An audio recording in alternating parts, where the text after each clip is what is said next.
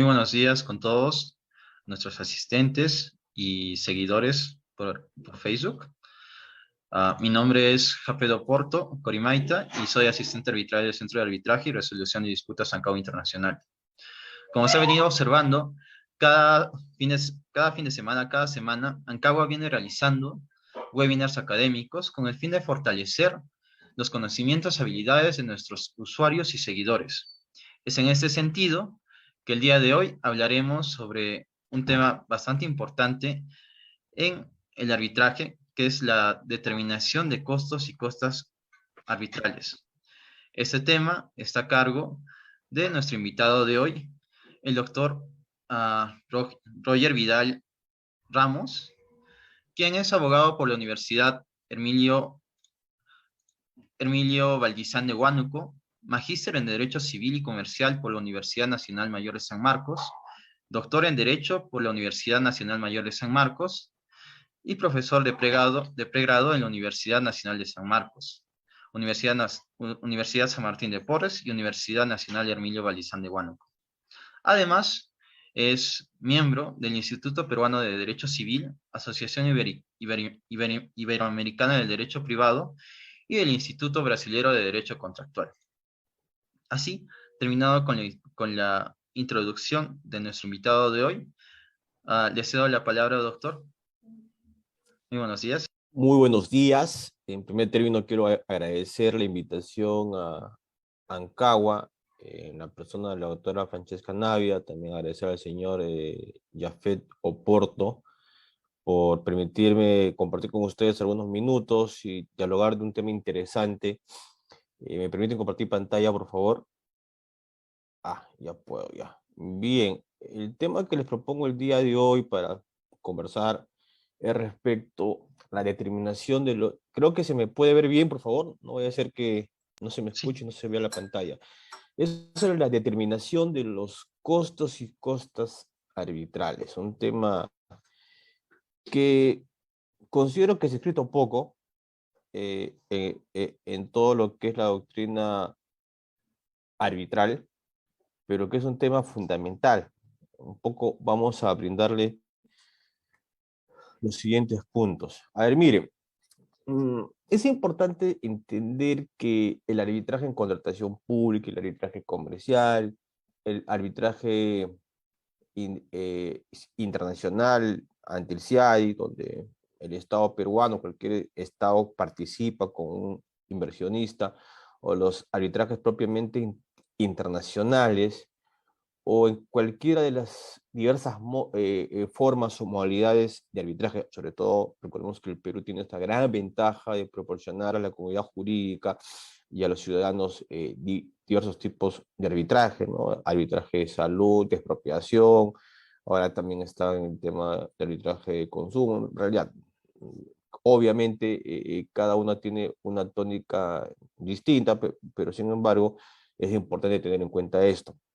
Pero sin embargo, un tema fundamental es la inversión que va a realizar, y acá evidentemente hablo desde el derecho de defensa, ya sea al momento que interpones la demanda o la contestas, porque ingresar a un arbitraje implica una inversión. Dejemos de lado el costo de tiempo, ¿no? Tanto antes de iniciar un arbitraje, porque recordemos que las controversias que surgen entre las personas naturales o jurídicas no surgen pues días antes del arbitraje, surgen semanas, meses, incluso años antes, justamente en la etapa de la ejecución del contrato, un contrato de arrendamiento de dos personas, un contrato de comodato, un contrato de construcción, un contrato de suministro, un contrato de franquicia, y es importante tener en cuenta, y esa es una interpretación personal, que el contrato no es simplemente ese papel frío, esa tinta que se impregna, ¿no? Tener la concepción que el contrato, obviamente, y con eso no distorsiono que la fuerza obligatoria es importante, pero el contrato cobra una vía distinta una vez de que se firma, porque la ejecución del contrato eventualmente puede modificar acuerdos, sobre todo en materia de derecho civil y comercial, digamos, ¿no? La teoría de los actos propios, tenemos ahí pues, ciertos temas que quizás no se formalicen con una adenda, pero no hay la menor duda que hay correos electrónicos, hay coordinaciones que hacen que ese contrato que se había establecido bajo un presupuesto de 10, finalmente en 3 años, acabe un presupuesto de 30, y la contraparte directa e indirectamente lo ha consentido, y en general. Pero es importante tener en cuenta esto porque la planificación de un arbitraje no parte una semana antes de que quedan firmes las reglas del arbitraje. O sea, la planificación parte antes. Y es por eso, el primer tema es la inversión en el arbitraje. Va a depender mucho del, del tipo de controversia y de los montos que van a ingresar a disputa. Cuando son temas muy complejos, se suele solicitar incluso antes del proceso arbitral un informe legal, una pericia, para que un experto o un abogado que conozca de manera experta ciertos temas determinen si la presente controversia, y lo digo bajo un supuesto muy general, ¿no? Porque recordemos que la pandemia, ya dependerá de cada uno cómo lo quiera determinar, trajo consigo una crisis económica, y esta crisis económica ha afectado muchos rubros comerciales, contratos de arrendamiento, contratos de suministro, contratos de construcción. En la actualidad hay muchos casos en contratación pública y en arbitrajes comerciales donde se está discutiendo que la presencia del COVID generó sobrecostos. Y el próximo año, y a medida que va avanzando, tendremos laudos donde finalmente pues, es interesante, sobre todo en contratación pública, poder interpretar cuáles son las conclusiones que arriban los tribunales arbitrales peruanos. Pero, sin embargo, aquella persona jurídica que quiera plantear una pretensión, por lo menos considero que debería tener algún informe, porque no vas a ir a plantear una pretensión sin tener un informe sólido que por lo menos te advierta la presencia de un sobrecosto. Y no solo en el tema de un contrato de obra, ¿no? Recordemos, si ingresamos, pues se me ocurre, ¿no? A los problemas que uno tiene en la cadena de suministros. Recordemos que el año pasado hubo el famoso caso del canal de Suez en Egipto, donde un inmenso buque de los tantos que pasan de los cientos de manera diaria por el canal de Suez, se quedó estancado y generó que el 5% del comercio internacional quede paralizado y con ello se generen sobrecostos. Entonces, en realidad, es importante invertir, ya sea, lo digo, ¿no? $500 o $200.000 en gestionar adecuadamente informes o pericias que te ayuden a entender si realmente tu futura pretensión tiene posibilidades de éxito. O sea, frío, tan frío, porque lo que vamos a ver más adelante es de que si pierdes el arbitraje, hay la gran posibilidad que asumas los honorarios del centro de arbitraje en absoluto y los honorarios de los abogados de tu contraparte, y en general. Pero bueno, entonces, otro tema importante es los honorarios de los abogados. En San Marcos, cuando dictamos el curso de gerencia legal, sobre todo, ¿no? En este sentido que el gerente legal de una empresa tiene que mitigar costos, siempre pues apostamos de tener una corrida en el mercado. Se me ocurre, ¿no? Roger, tenemos un arbitraje contra el Estado colombiano, necesitamos un estudio de abogados que nos asesore un arbitraje CIAI. Y obviamente voy a tener que hacer una búsqueda de estudios, cotizaciones, una búsqueda en el mercado, y todo eso también a fin de poder reducir los honorarios, porque si un gerente legal o cualquier abogado, ¿no? En este caso no va a ser directamente el que va a dirigir de arbitraje, pero tiene la confianza o es el apoderado del mandatario, tiene que realizar una búsqueda en el mercado que existe una equiparación entre calidad y un precio del honorario aceptable. Para nadie es un secreto que muchos estudios de abogados tops cobran pues montos altos. Quizás me acerco a una boutique, un estudio más pequeño que tiene, que tiene gran experiencia, especialidad, y con eso tengo un honorario justo. Y es importante esto porque lo vamos a ver en la parte final. Hay oportunidades donde lo que cuesta más en un arbitraje son los honorarios del abogado. Supongamos que el tribunal arbitral cobre en conjunto $20,000 y el honorario del estudio de abogados es $100,000. Y eso pasa y puede pasar. ¿Qué más? A ver, en nuestro país ya hace más de 20 o 30 años tenemos inversiones inglesas, chinas, japonesas, coreanas. Es muy usual que a las reuniones de empresarios se participe con intérpretes, traductores, y es importante mencionar esto, ¿no? Si es un arbitraje internacional o también nacional, el costo de las traducciones, de los intérpretes, que son muy onerosos en la oficina. Justo tenemos el día martes una audiencia entre empresas extranjeras del continente asiático, y obviamente pues preparar todos estos temas generan altos costos, ¿no?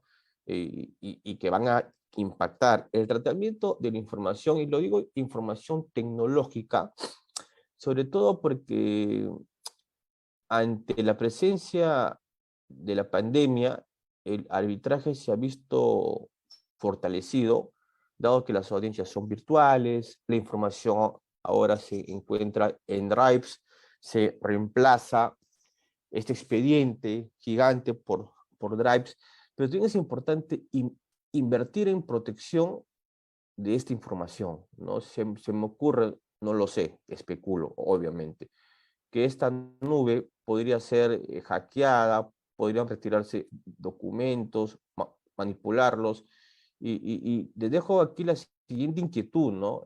Que puede pasar, ¿no? Si de por sí para el tribunal arbitral, obviamente no digo de que esto sea la regla, pero vamos a ponerlo que del 1% del 99 de árbitros, a un 5% no le gusta revisar los expedientes físicos. ¿Ustedes creen que van a revisar 10,000 páginas de un drive? Si no le hacía físicamente, menos lo va a hacer, pues, pues virtualmente, ¿no? O en la computadora. Es por eso que es bueno presentar una información amigable, con un índice, poner las carpetas con un nombre, tratar de que invites al tribunal arbitral a revisar esta información. Sí es importante el tratamiento, y obviamente esto también puede generar sobrecostos, ¿no? ¿Qué más? Gastos notariales. Depende mucho. Por lo menos yo en esta parte, cuando ejercemos el derecho de defensa, soy un poco más tradicional y prefiero, disculpe,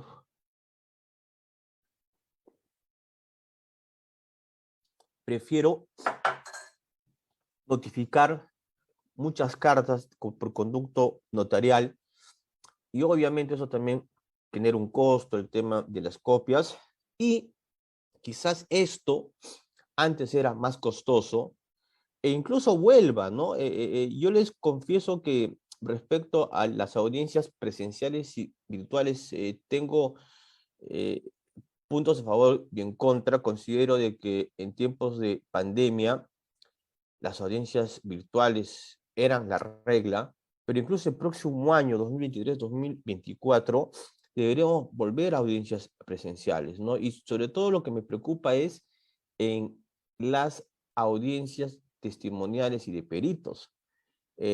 Todos somos testigos que nos habrá pasado en estos ya 3 años, que quizás uno de los abogados, los testigos o el mismo tribunal tiene problemas de conexión, las partes no quieren prender su cámara. Y miren, si es que ya estamos volviendo a las clases universitarias y de colegio, ¿por qué no volver a las audiencias presenciales. Es importante, ¿no?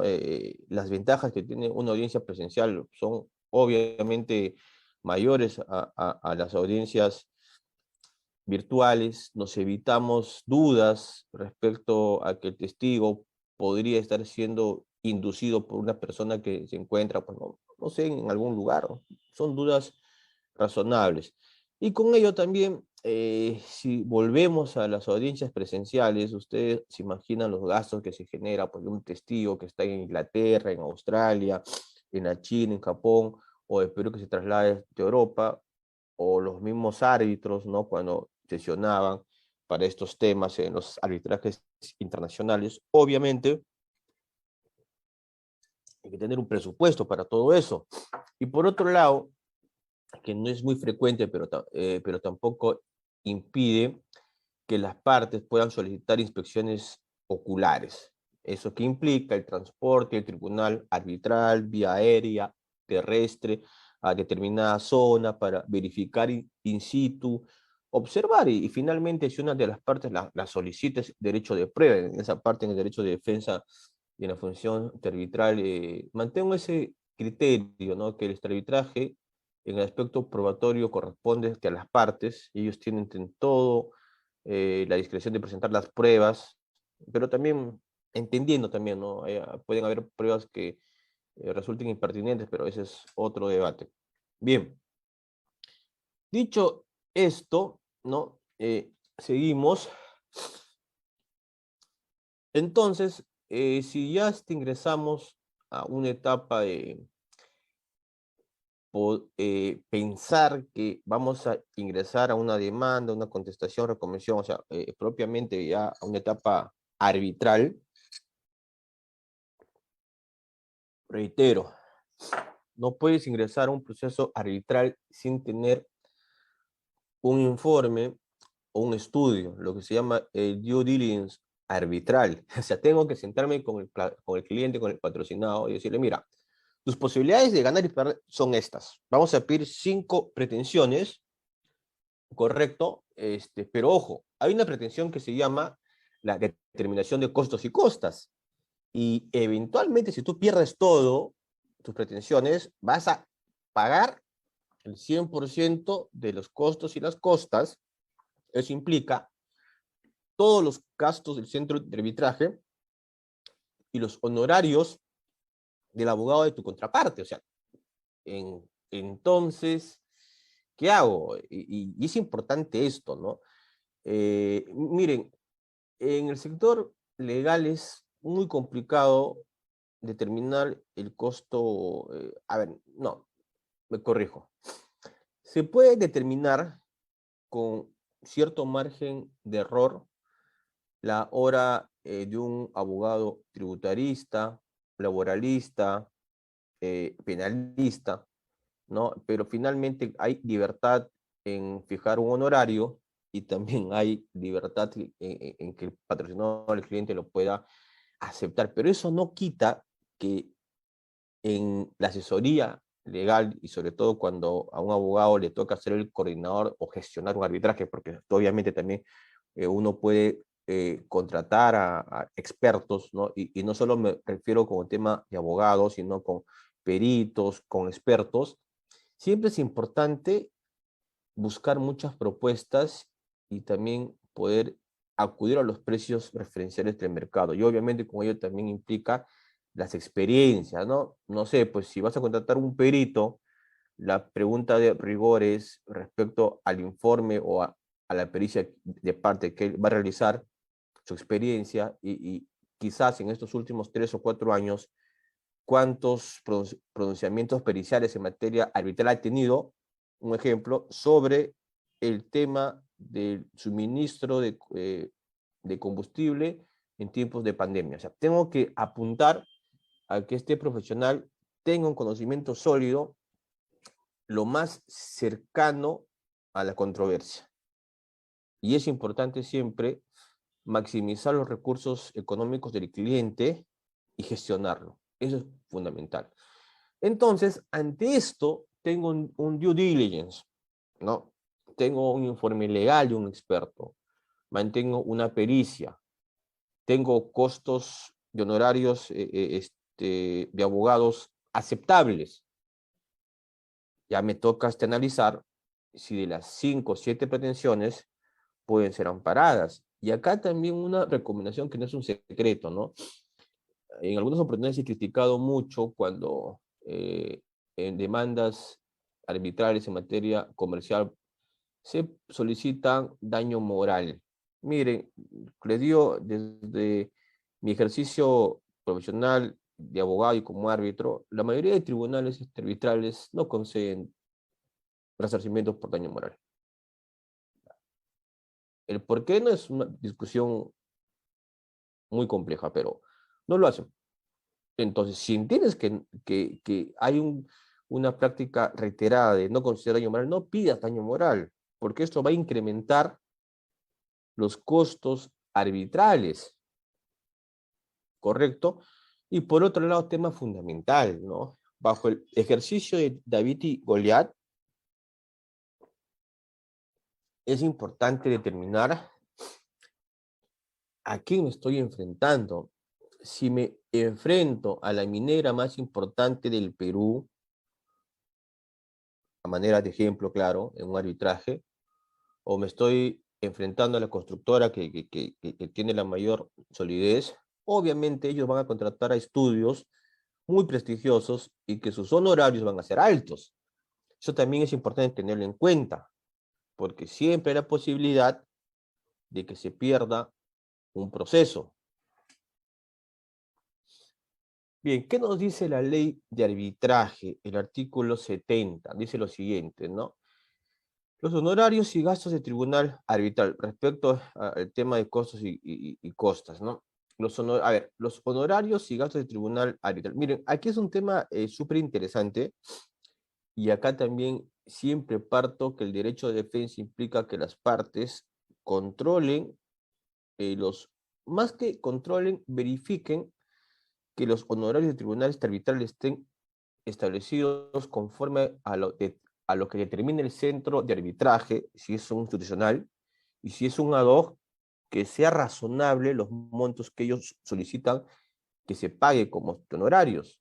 Las partes tienen que proteger eso, porque puede hacer que se incrementen desmesuradamente estos honorarios, pero básicamente también es bastante cuestionable, ¿no? Hay centros de arbitraje que calculan por el monto del contrato cuando la controversia pues, no es sobre una resolución contractual, es sobre una penalidad. Y puede resultar muy injusto, pero tengan en cuenta, doctores y doctoras, que los reglamentos de los principales centros de arbitraje en nuestro Perú establecen que los honorarios es un tema autónomo de cada centro de arbitraje y que las partes ahí no tienen mayor ejercicio de derecho de defensa, reconsideración, o sea, en pocas palabras, o pagas o se culmina tu proceso. Y si no te agrada cómo he determinado los costos del tribunal arbitral y del centro de arbitraje, mala suerte, pues, ¿no? Esto se llama arbitraje, debiste prever, ¿no? Te debiste de ir al Poder Judicial o en todo caso no firmar ese contrato, o sea, tal cual. Pero eso no quita que uno se fije el tema de la tabla, solicite una aclaración, o sea, finalmente es importante que uno pague los honorarios arbitrales de la manera más justa y adecuada, ¿no? Y también por ahí, pues, ¿no? Ya, pues eso queda también a criterio de cada uno, ¿no? He presentado 5 pretensiones y me cobran 100. Y de esas 5 pretensiones me doy cuenta que, pues, me puedo quedar con 2. Retiro 3 pretensiones y pido un recálculo. Eso también podría ser una forma, ¿no? Pero finalmente eso ya depende de cada uno, también hay la discrecionalidad del centro de arbitraje que diga lo contrario, pero bueno, tengamos en cuenta eso. ¿Qué más? Los honorarios y gastos de los peritos o de cualquier otra asistencia requerida por el tribunal arbitral. Miren, dice los honorarios y gastos del perito o de cualquier otra asistencia requerida por el tribunal arbitral. ¿Y qué pasa si lo presenta la parte y no lo requiere el tribunal? discutible, ¿no? Hay dos posiciones, que igual se debe integrar el gasto del perito o del experto, pero bueno, ¿qué más? Los gastos razonables incurridos por las partes para su defensa en el arbitraje. Viáticos, viajes, copias, legalizaciones, traducciones, ¿no? Y los demás gastos razonables originados en las actuaciones. Miren, gastos razonables. Y lo razonable, doctores y doctoras, pues bajo el estricto derecho de defensa, será razonable para ti, pero para mí no es razonable. Genera un debate. ¿Qué dice Carolina Traseñiz, ¿no?, sobre este tema? Ella, en esta obra que ya tiene casi 2010, 12 años, comentarios a la ley peruana de arbitraje, dice lo siguiente: los costos del arbitraje pueden ser clasificados en dos grandes categorías generales. En primer lugar, los costos del procedimiento arbitral, los costos del arbitraje propiamente dichos. Estos incluyen los honorarios y gastos de los árbitros, los costos administrativos de la institución arbitral, honorarios del secretario, los costos de la entidad nominadora, si lo hubiera, y los costos de los peritos designados de oficio por el tribunal arbitral. En segundo lugar, pueden identificarse los gastos de defensa de las partes, es decir, los gastos en que cada parte tuvo que incurrir para presentar su caso ante el tribunal arbitral mediante contenidas en el artículo 33, ya bueno. Y por otro lado, también tenemos en cuenta el artículo 73, ¿ya? El tribunal arbitral tendrá en cuenta efectos de imputar o distribuir los costos del arbitraje en el acuerdo de las partes. A falta de acuerdo, los costos del arbitraje serán de cargo de la parte vencida. Sin embargo, el tribunal arbitral podrá distribuir y prorratear estos costos entre las partes si estima que el prorrateo es razonable. Acá tenemos tres reglas. Primero es el acuerdo de las partes. ¿Correcto? Si dicen que en el convenio arbitral que es 50-50%, el tribunal no tiene ahí mayor injerencia, o si dice que será asumido un 80% por la parte vencida, bueno, o el 100%. Luego de eso, naturalmente, por las reglas de resultado del proceso, pues, ¿no? Quién ganó, quién perdió, pero finalmente se puede también prorratear siempre y cuando se estime razonable y por las circunstancias. Y he aquí un debate bien interesante, porque lo razonable y las circunstancias van a implicar un análisis que tenga el tribunal arbitral conforme al desarrollo del arbitraje, que pueden ser temas subjetivos y objetivos en el libre albedrío del razonamiento arbitral, ¿no? Por favor, escucho ahí algo.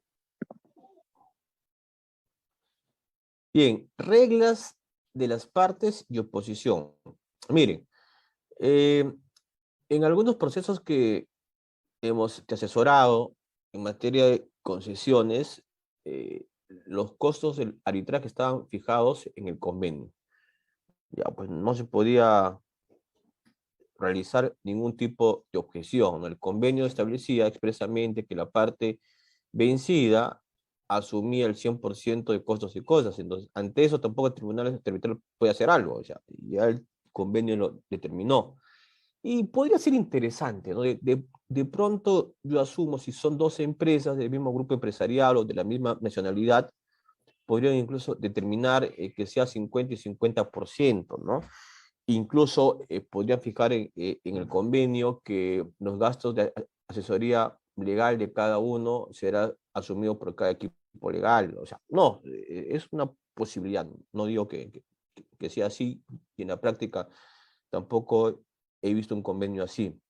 Otro detalle interesante que podría darse, pero que no se da, es que en las reglas arbitrales se fije alguna pauta respecto a los honorarios, sobre todo de los abogados, porque del centro de arbitraje no hay que darle muchas vueltas, en el sentido de que están calculados con una tabla, son inimpugnables, pero ¿qué pasa con las liquidaciones presentadas por los abogados? Y acá necesariamente vamos a tener que recurrir a dos instancias, una Indecopi y la otra el Poder Judicial.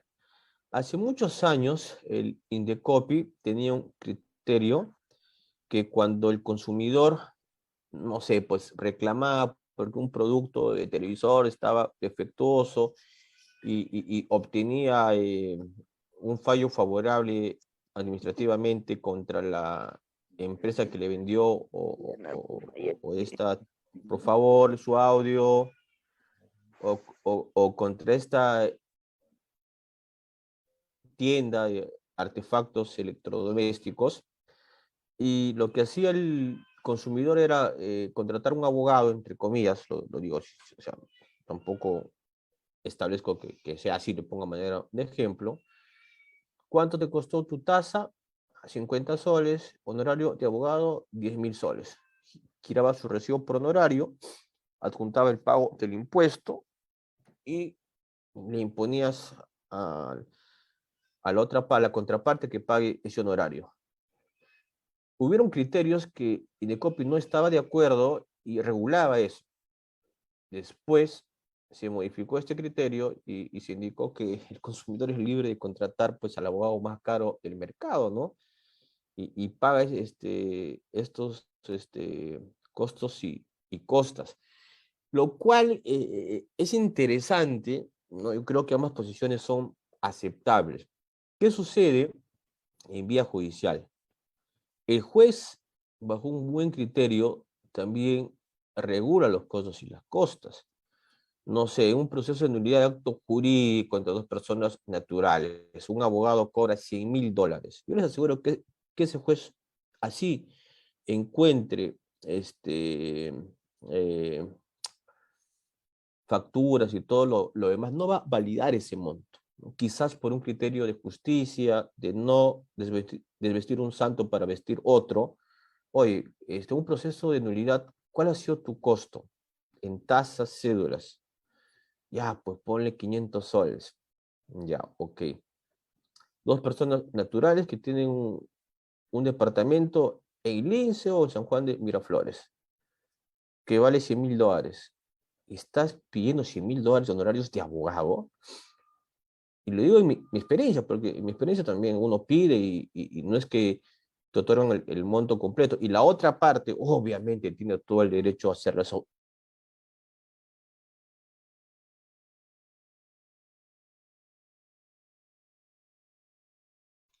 Discúlpeme, doctor. Ok, Continúe, ok. por favor. En los arbitrajes es importante que los abogados observen las liquidaciones, ¿no? Si bien hay libertad para contratar un estudio de abogados, un abogado, pero bueno, pues tu derecho es también que observes esas liquidaciones. ¿Qué más? A ver, ojo, doctores y doctoras, no afirmo nada, ni dejo constancia que este comentario es personal y no es vinculante en mi criterio arbitral. Cada caso es distinto y no me refiero a ninguno en particular. Bueno, ya parezco ya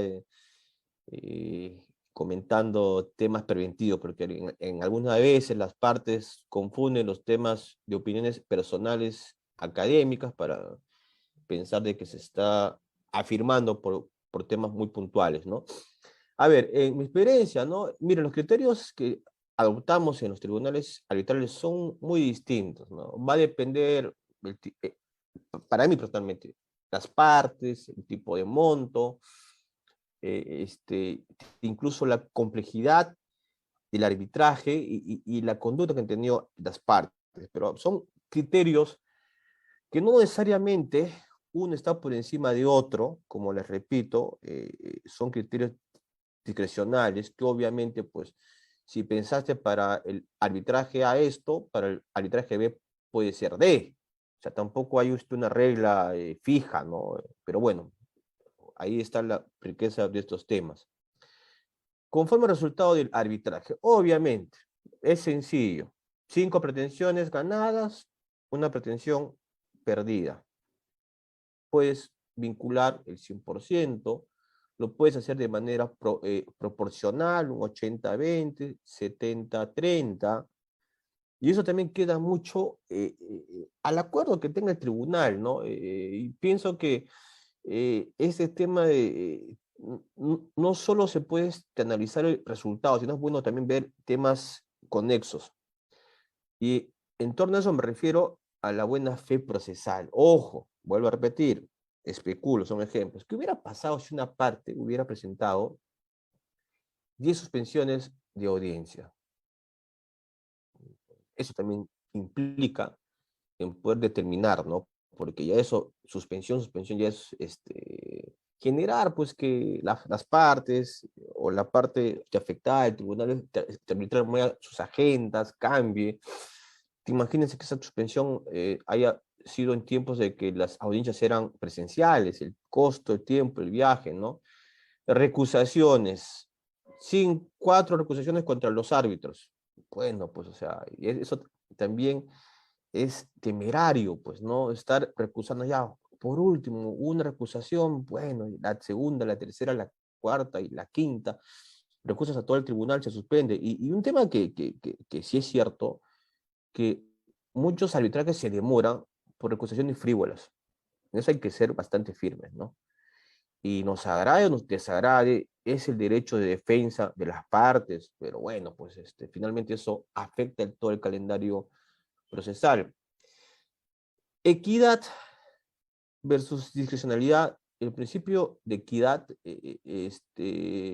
no siempre puede estar relacionado estricto al que quién ganó la mayor cantidad de pretensiones y cuáles fueron desestimadas, ¿no? De pronto hay otros criterios, como el buen comportamiento de las partes, no presentaron recusaciones, cooperaron, qué sé yo. Entendimiento de las reglas del mercado arbitral, ¿no? Acá también es importante, y eso va a depender mucho, que también las partes propongan al tribunal arbitral ciertos cuestionamientos, en su momento, claro, sobre la liquidación de los honorarios de los abogados, ¿no? Miren, a ver, y en esa parte sí afirmo un criterio. Es un arbitraje comercial, donde el contrato es de, el monto del contrato de $100,000, no hay una controversia de resolución del contrato, simplemente hay una penalidad de $10,000, y que ese es el único punto discutido, $10,000. Entonces, el abogado de la contraparte o el demandante pierde el proceso y el demandado emite una factura por $100,000. Eso sí me parece eh, extremadamente abusivo. Si bien a este tema no se aplica la figura de penalidades, pero me voy al Código Civil, ¿no? Solo para hacer una comparación de forma, no de fondo. Para la penalidad, a pedido del deudor, el juez tiene la posibilidad de reducir equitativamente la penalidad. Entonces, si la parte afectada, entre comillas, por esta factura de $100,000 impugna, reconsidera, observa, solo a pedido de parte, da pie que el tribunal, de manera discrecional, bajo el principio de equidad, regule el pago de un honorario proporcional. Pero el tribunal arbitral no puede hacer una mesa de partes donde solo tramite y simplemente si tú facturaste 100, te entrego 100. Por lo menos es un criterio que mantengo y que lo estamos trabajando en una investigación. Eso no quita, doctores y doctoras, que exista opiniones en contrario, ¿no? Y que también este criterio cambie, porque finalmente cada caso es muy distinto: contratación pública, expropiaciones, arbitrajes comerciales, los internacionales, doctores y doctoras. Ese es otro tema. En arbitrajes internacionales, los estudios de abogados cobran millones de dólares y muchas veces los honorarios de los abogados son tan altos que de los temas de fondo, y también es un tema bien interesante. Por eso es importante que el tribunal arbitral tenga, y obviamente entiende cómo funcionan las reglas del mercado arbitral, ¿no? Un poco de entender la hora de un abogado experto en arbitraje internacional, de consumidor, por lo menos, doctores y doctoras. La hora de un abogado en arbitraje internacional tipo CIADI va a ser distinta pues a un abogado que participa en un proceso de arbitraje en materia de consumidor. O sea, no me van a decir que el honorario va a ser el mismo. Entonces, sí existe posibilidades de que el tribunal entienda o se aproxime, ¿no? A las reglas del mercado, ¿no? Incluso lo podría requerir el tribunal, el contrato, el pago de los impuestos. Eso no quita para nada que la parte lo haga, ¿no? En materia judicial solicitan todo eso. Los que hemos litigado en vía judicial te piden los libros contables, el pago del impuesto. O sea, ¿por qué no incorporar esta buena práctica en los arbitrajes? Y no simplemente dejarnos llevar por la factura o por recibo sólido, muy por el contrario. Si ya se hizo, y ya cambio un poco mi posición, ¿no? Si ya se hizo el pago efectivo del impuesto, pues, también tiene más fuerza, ¿no? Este pedido. Por otro lado, ver, como les comenté, la complejidad del caso, la cantidad de escritos, las audiencias, la conducta de las partes. En algunas oportunidades, el honorario del tribunal es 10 y el honorario de los estudios de abogados es 50, es 100. Y resulta pues bastante disyuntivo, ¿no? Debe de haber pues una regla equitativa, pero bueno, lo dejo ahí. Pero como tema final, doctores y doctoras, el tema de honorarios arbitrarios es un tema fundamental, no se le da la importancia debida. Debemos ejercer de manera completa el derecho de defensa, obviamente, ¿no?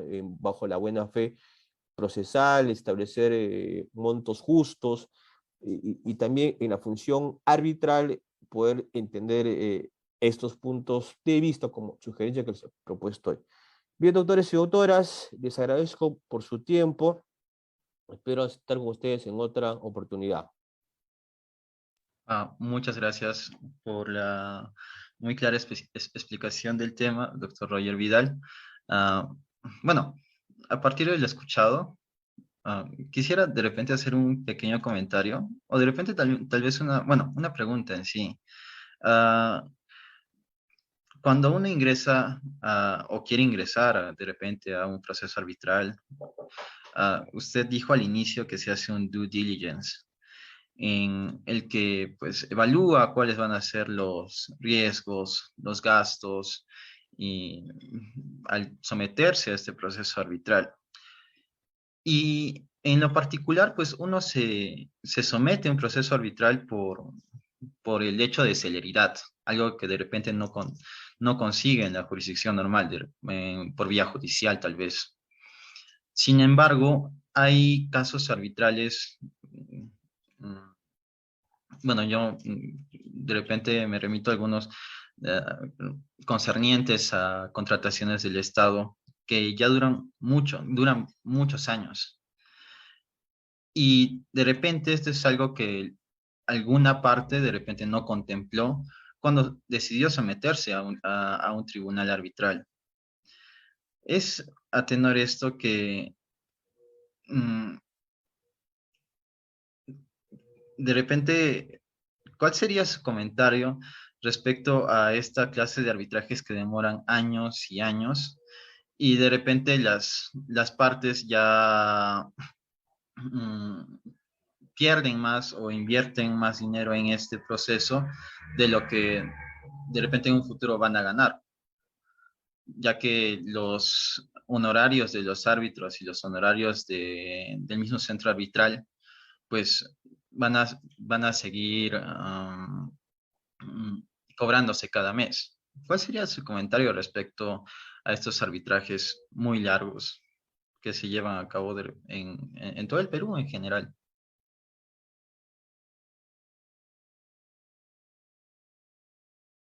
Doctor, creo que está con el micro apagado.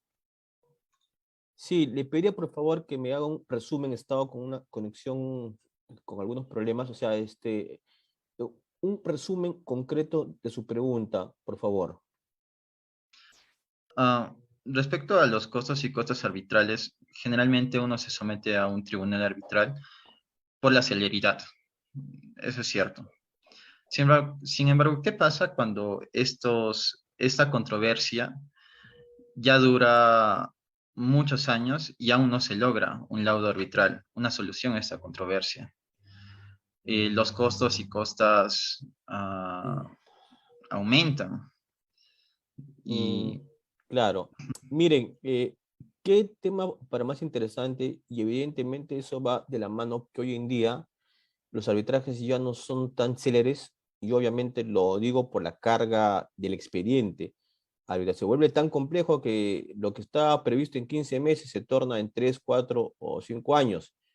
Y si nosotros partimos que el precio del mercado de lo que era hace 5 años cambia, va a depender mucho, ¿no? Si los reglamentos permiten hacer un recálculo de honorarios, perfecto, y si el Consejo de Arbitraje, el Consejo Superior lo valida, perfecto. Pero en estricto no solo depende del tribunal arbitral, y por otro lado no creo que las partes también quieran estar pagando mayores honorarios, ¿no? Eso también es un tema que hay que tener en cuenta, porque uno hace un esquema de inversión para un arbitraje, y obviamente pues no es atractivo para nadie que tu costo se pueda incrementar. O sea, eventualmente los clientes se desisten de los arbitrajes por los altos costos. muchas gracias, doctor. Creo Doctor que, Oporto, yo sí le pido mil disculpas. Como les comenté, al interno tengo clases de maestría que dictarlas a las 10, así que les pido por favor que me disculpen, y yo encantado de estar con ustedes en otra oportunidad, por favor. bueno, más bien muchas gracias por su participación, doctor Roger Vidal. También pedimos de repente disculpas a las personas que querían hacer alguna pregunta o tenían alguna duda, tanto en redes sociales como en la misma plataforma. De una vez, de nuevo reitero nuestro agradecimiento por parte de la institución y por parte mío por ah, habernos explicado de manera tan clara este tema de determinación de costos y cuotas arbitrales, que es tan importante en el ejercicio de este proceso y también nos va a ayudar en, en futuro a todos los presentes. Muchas gracias, doctor Roger. Muchas gracias. Buenos días, doctores y doctoras. Gracias por todo. Muy buenos días.